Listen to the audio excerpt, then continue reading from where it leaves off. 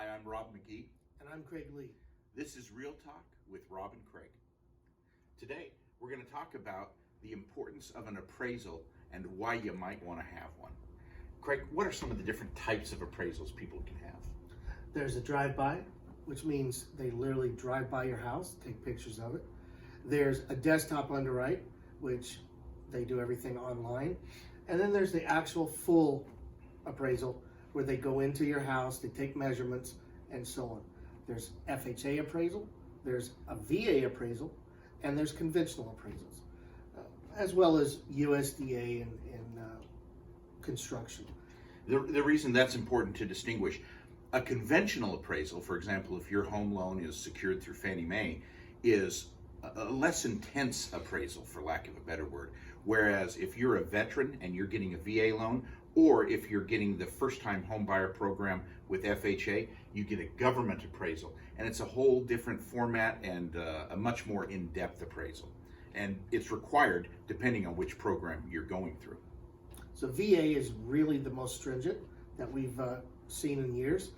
And an appraiser that does VA loans has to be licensed to do a VA appraisal. Just like if they're FHA, they have to be licensed to do that as well. So the government ones are more stringent than the conventional. They're a little bit more relaxed. So it's kind of nice.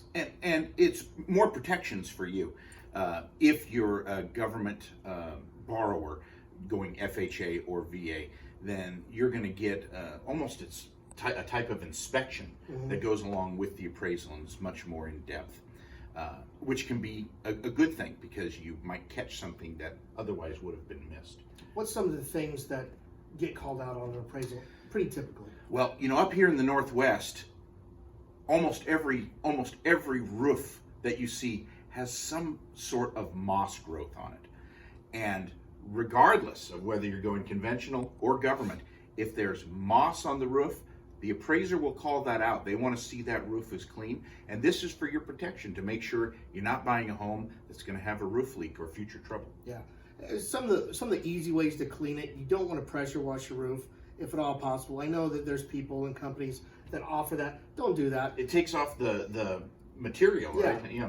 It takes years and years off of your roof. So just do what I do and go to Dollar Tree, get their dollar bleach, put it in a $14 bucket, and spray your roof with bleach. That's what I personally do. Do you hose it off after that? And then yes, you just take a garden hose and hose it off just like it's rain. Also, you can buy moss out and things like that. And if you do that, you want to put it on the edges of your the peaks of your roof.